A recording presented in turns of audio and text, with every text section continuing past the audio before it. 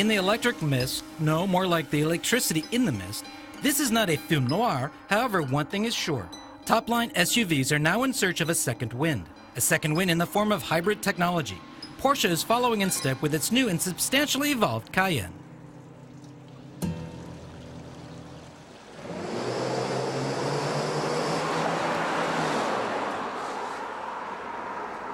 Starting with aesthetics. Forget the preceding restyling of the now former Cayenne to appreciate the style effort put in with this latest model, which is a lot more Porsche in nature. There are quite a bit of 911 and Panamera touches with a minimalist overhang, plunging front end, almond-shaped headlamps, bonnet slits, and distinctive air intakes.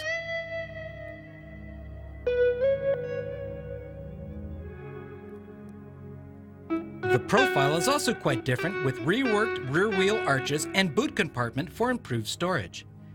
The biggest changes, though, are found at the very back with the all-new lamp package and tailgate. The Cayenne is longer, taller, and wider, but curiously seems smaller than its predecessor, which is always a sign of success. And it's 180 kilograms lighter. Remarkable when you remember that hybrids are almost always weighted down by batteries.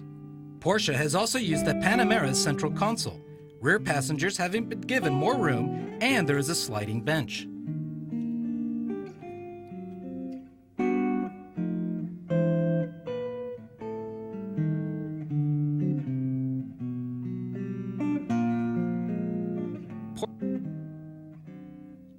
Porsche has used a parallel technology known as parallel full hybrid, which results in a 333 brake horsepower direct injection V6 3-liter and compressor with 288-volt batteries capable of generating 34 kilowatts or an additional 47 bhp. With the Cayenne Hybrid, you push the e-power mode on the central console and start off. And as long as you are light on the gas, you can drive up to 50 kilometers per hour without much difficulty. This is very useful and a source of economy while driving in town. Another thing that is certain is that the driver will have to always be aware of how much charge is left in the batteries and what they can do.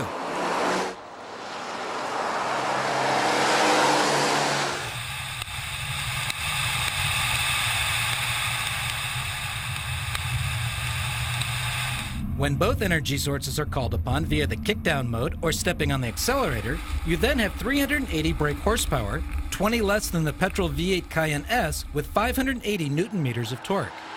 What you have is acceleration worthy of the S logo without having to push it to its limits.